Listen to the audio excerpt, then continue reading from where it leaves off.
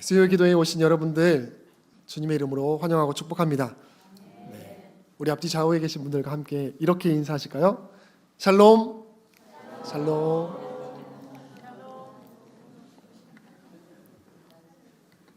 네, 다시 한번 인사하겠습니다. 잘 오셨습니다.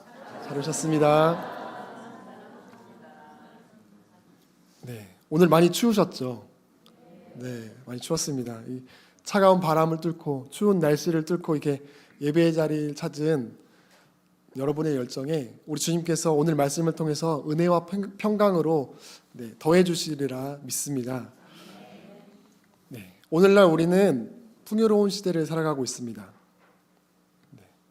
손가락 하나로 원하는 물건을 살 수 있습니다. 그리고 그렇죠, 인터넷을 보면 여러 가지 수많은 정보, 볼거리들이 넘쳐납니다.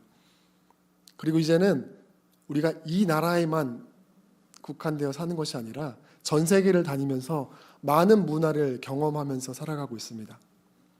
이렇게 좋은 시대 속에, 그러나 역설적이게도 이 풍요로운 세상 속에서 사람들은 어느 때보다 부족하다, 결핍되어 있다라는 것들을 많이 호소하고 있습니다.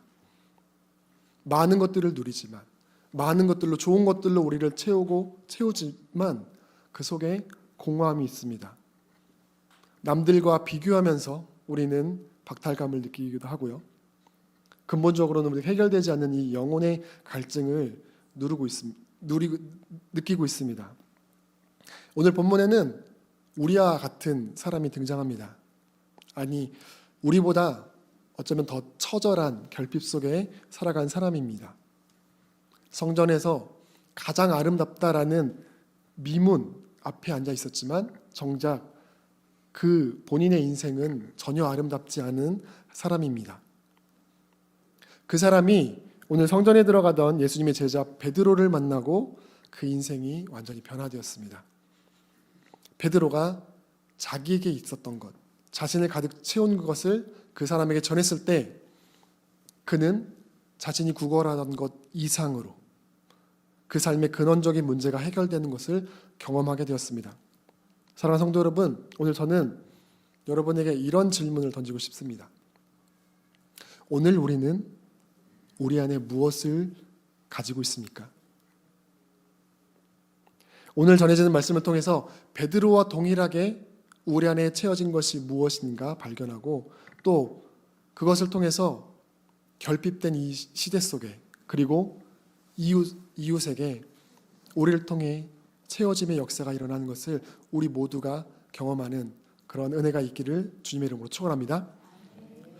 오늘 말씀은 베드로와 요한이 성전으로 올라가며 시작됩니다. 우리 1절 말씀 다시 한번 읽어보실까요?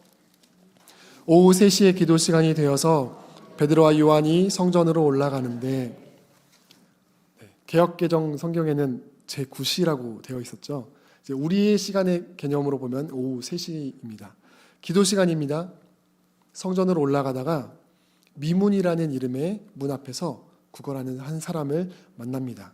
그 사람이 어떤 사람인가 2절에서 설명하고 있죠. 2절입니다. 나면서부터 못 걷는 사람을 사람들이 떠매고 왔다. 이 사람은 나면서부터 걷지 못하는 사람입니다. 다시 말하면 선천적으로 다리에 장애를 갖고 있는 사람이죠. 선천적인 장애를 가지고 있다. 이것은 여러모로 많은 것이 결핍된 사람이라는 뜻입니다. 먼저는 혼자 걸을 수가 없습니다. 움직이기 위해서는 다른 사람의 도움이 항상 필요합니다. 그리고요, 사회적인 활동을 할 수 없기 때문에 물질적으로도 많은 부족함이 있을 것입니다. 생활을 위해서도 누군가의 도움을 필요로 합니다. 그리고 무엇보다 당시의 사회 속에서 선천적으로 이런 장애를 가졌기 때문에 당시 사람들의 시선에는 그 사람은 하나님께 저주받은 사람 혹은 무언가 이 사람이 큰 죄를 지었다라고 여겨졌을 것입니다. 그리고 그것은요, 다른 사람들과의 관계도 좋은 관계를 맺을 수 없는 것이었죠. 관계에 있어서도 결핍이 있었을 것입니다. 그럼에도 불구하고 이 사람은 나아가야 했습니다. 사람들이 지나칠 수 없는 곳, 어디입니까? 성전 앞. 사람들이 많이 모이는 것이고요. 또 유대인들이 거룩하게 여기는 성전을 찾아서 미문 앞에 자리를 잡았습니다. 사도행전 4장 22절을 보면 이 사람의 나이가 40여 세라고 설명하고 있습니다. 그렇게 이 사람은 40년의 평생을 이렇게 살았습니다. 40년입니다. 하루 이틀이 아니고요. 1년도 2년도 아니고 40년을 그런 삶을 살았다는 것이죠. 오늘도 이 사람은 성전을 드나드는 사람들을 향해 자신의 필요한 것을 구하고 있습니다. 우리 3절과 5절 말씀도 한번 보겠습니다. 3절입니다. 그는 베드로와 요한이 성전으로 들어가려는 것을 보고 구걸을 하였다. 5절입니다. 그 못 걷는 사람은 무엇을 얻으려니 하고 두 사람을 빤히 쳐다보았다. 무엇을 얻으려니 하고 봤다. 구체적으로 기록되어 있지는 않지만 우리는 다 예상할 수 있죠. 아마도 돈일 것입니다. 이 세상에서 이 사람이 당장 먹고 하기 위해서, 생활하기 위해 가장 필요한 것이 돈이니까 아무래도 돈을 구했을 것입니다. 그런데 이 세상의 수많은 사람들이 생활의 편의와 풍요를 위해서 쫓고 있고요. 오늘 지금 이 사람도 쫓고 있는 이것, 돈. 그것을 위해서 이 걷지 못한 사람을 성전 문 앞까지 이동했지만 그것을 가지고 이 사람을 일으켜 세울 수는 없는 것이죠. 이 사람은 아마 40년 평생을 이렇게 살았기 때문에 자기 다리가 온전해진다는 것은 감히 상상도 하지 못했을 것입니다. 그래서 그저 지금 살아가는데 필요한 것, 돈을 구했을 것입니다. 그런데 구걸하는 그에게 베드로는 은과 금이 없다라고 말하며 대신 나에게 다른 것이 있다라고 말합니다. 무엇이죠? 6절 말씀입니다. 베드로가 말하기를 은과 금은 내게 없으나 내게 있는 것을 그대에게 주니 나사렛 예수 그리스도의 이름으로 일어나 걸으시오 하고.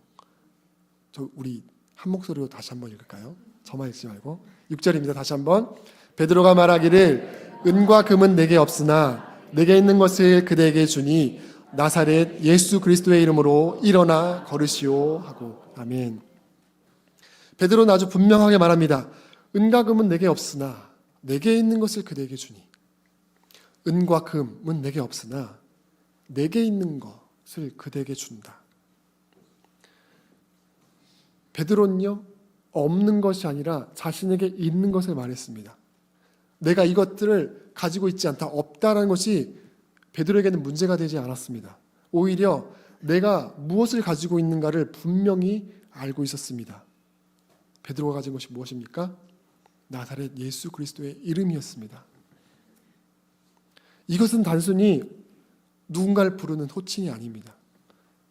이 이름 안에는 예수 그리스도의 권위가 있고요, 예수 그리스도의 임재가 있고요, 능력이 있습니다. 그래서 베드로는 그가 원하는 돈 대신에 예수님의 이름을 그에게 주었습니다. 그리고 이 사람이 구하고 있지는 않지만 이것은 이 사람에게 있어서 가장 근원적으로 필요한 것이었습니다. 그래서 베드로는 그 이름으로, 예수 그리스도의 이름으로 이 사람의 다리를 회복시킵니다. 베드로는 어떤 사람입니까? 베드로는 그 예수 그리스도의 이름으로 살아본 사람입니다. 원래는 갈릴리 어부로 살았습니다. 그런데 그가 그런 모든 것들을 버리고 예수님을 따랐습니다. 그러나 예수님을 3번 부인하고요, 무너졌던 사람이죠. 부활하신 주님은 그런 베드로를 찾아오셔서 회복시키셨고요, 또 승천하신 뒤에는 오순절 성령을 부어주셨습니다. 그래서 이제 베드로는요, 자기 힘이 아니라 예수 그리스도의 이름으로 사는 사람이 되었습니다. 그래서 오늘 본문에서 베드로는 자신의 능력을 드러내지 않습니다. 내가 고쳤다라고 말하지 않습니다. 오직 예수 그리스도의 이름으로 드러내고 있는 것입니다. 사랑하는 성도 여러분, 예수님은 하늘로 올라가고 지금 여기 계시지 않지만 지금도 이 땅에서 역사하십니다. 어떻게 해요? 베드로처럼 예수님의 이름을 가지고 나아가는 이들을 통해서, 그런 사람들을 통해서 오늘도 사람을 일으키시고 변화시키고 계십니다. 사랑하는 성도 여러분, 우리가 필요로 하는 것은 무엇입니까? 다시 한번 우리는 무엇으로 채워져 있습니까? 우리는 종종 이렇게 생각합니다. 내게 조금만 더 많은 것이 있었으면 좋겠다. 조금만 더 내 삶이 이런 것들로 채워졌으면 좋겠다. 조금만 더 능력이 있었으면 좋겠다. 이런 생각들을 평소에도 많이 했지만 자녀들을 양육하다 보니까 그런 생각을 더 많이 하게 되는 것 같습니다. 내가 가지고 있는 이 능력이 얼마나 초라할 때가 많은지, 내가 능력 있는 아빠라면 얼마나 좋을까, 이런 생각들을 많이 하게 됩니다. 아마 여기 앉아 계신 분들도 그런 생각 참 많이 하셨을 거라고 생각이 됩니다. 그런데 참 감사한 것은 그 생각 끝에 좌절로 이어지는 것이 아니라 이런 생각을 하게 됩니다. 자녀들에게 물려줄 것이 없음에 감사하다. 왜 그런가 하면 내가 가진 다른 것이 없기 때문에 더욱 아이들을 양육함에 있어서 주님의 은혜를 의지할 수밖에 없구나. 내가 이 땅에서 금방 사라지는 그런 것들이 아니라 진리를, 진짜 생명을 전해줄 수밖에 없구나. 그리고 무엇보다 내가 이 아이들의 필요를 다 채워줄 수 없기 때문에 하나님 아버지가 진짜 우리 아이들의 아버지가 되어줄 수 있도록 그 빈 공간을 만들어줄 수 있구나, 그런 생각을 하게 됐습니다. 그래서 이렇게 기도하게 됩니다. 하나님, 제가 나의 힘으로 우리 아이들의 인생을 책임지게 하지 마시옵소서. 하나님이 아버지 되실 그 자리를 남겨두게 하여 주시옵소서. 사랑하는 성도 여러분, 베드로는 이미 알고 있었습니다. 이 사람의 인생을 일으키는 것이 지금 조금 더 도와주는 것, 동전을 줘서 더 도와주는 것이 아니라는 것을 알고 있었습니다. 그래서 베드로는 아마 이 사람이 평생토록 기대해오지 않았던 것을 주었습니다.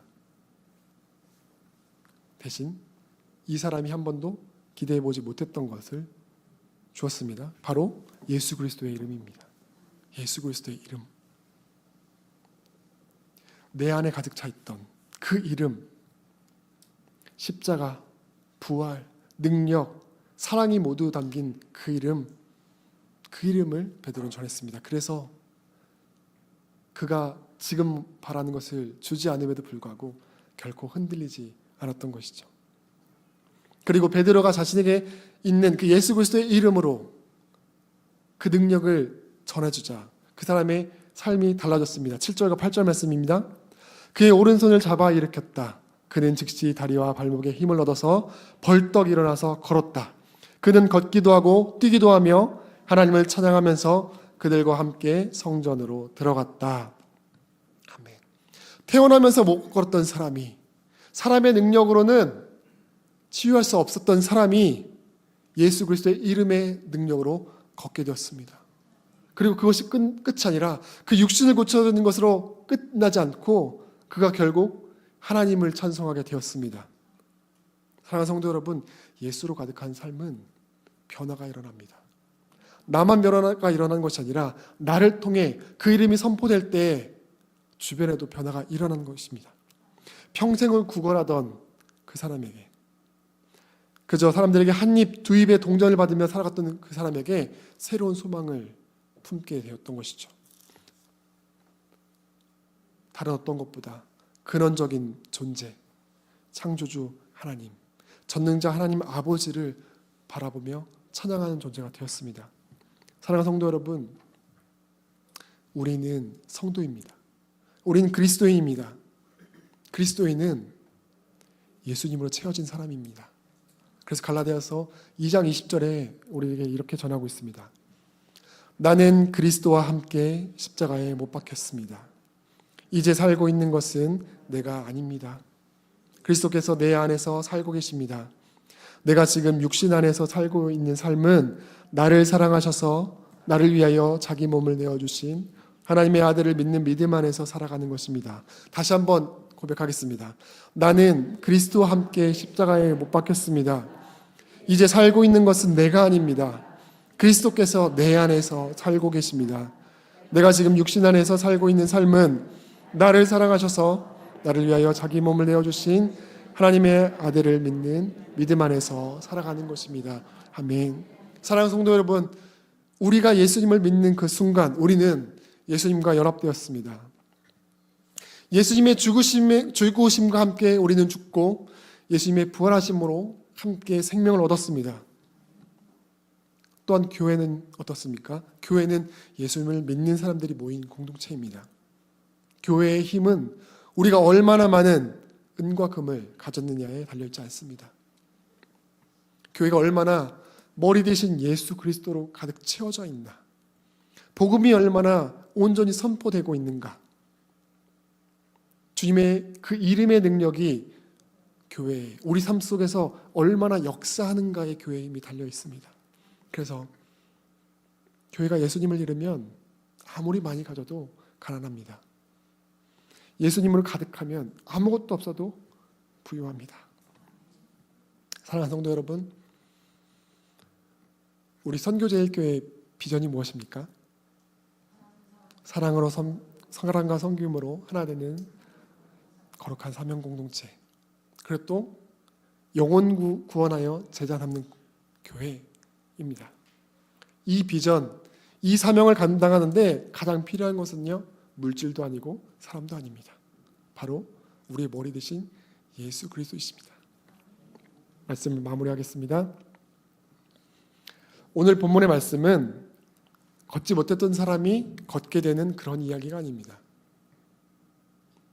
성전 문 밖에 있던 인생이 예수 그리스도의 이름으로 성전 안으로 들어가고 구원받고 주님을 바라보게 된 그런 이야기입니다. 우리의 인생으로 본다면요, 그저 조금 삶의 환경이 나아진 이야기가 아니라 삶의 방향이 전혀 다른 곳으로 바뀌게 된 놀라운 이야기입니다. 근데 이 사람을 변화시킨 것은요, 환경도 아니고요, 그 사람이 그렇게 구걸하던 돈도 아니고 사람의 능력도 아니었습니다. 바로 먼저 베드로를 가득 채우고 있던 그것, 예수 그리스도의 이름의 능력이었습니다. 오늘 우리도 각자 여러 가지 어려운 상황 가운데 있습니다. 마치 40년 동안 해결되지 않았던 이 병자처럼 우리도 그런 문제, 기도해도 여전히 해결되지 않는 아픔과 한계를 누리며 살아갑니다. 그러나 사랑하는 성도 여러분, 기억하십시오. 우리의 힘은 우리가 가진 물질, 은과 금에 있지 않습니다. 우리의 능력은 우리 안에 계신 예수 그리스도께 있습니다. 그것을 믿기 때문에 지금 오늘 이 자리에 오신 거 아닙니까? 사랑하는 성도 여러분, 우리 성도는 예수님으로 채워진 사람입니다. 교회는 예수님으로 살아 움직이는 공동체입니다. 우리가 예수님으로 온전히 채워질 때 하나님은 우리를 통해서 다른 이들을 일으키십니다. 우리를 통해서 이 지역을 일으키십니다. 2026년 한 해 우리가 자랑할 것은 다른 것이 아닙니다. 바로 오직 예수 그리스도 한 분입니다. 우리 안에서 생명 되시고 능력 되시는 그 주님의 이름을 붙들고 그 이름으로 살아내는 우리 모두가 되기를 주님의 이름으로 축원합니다.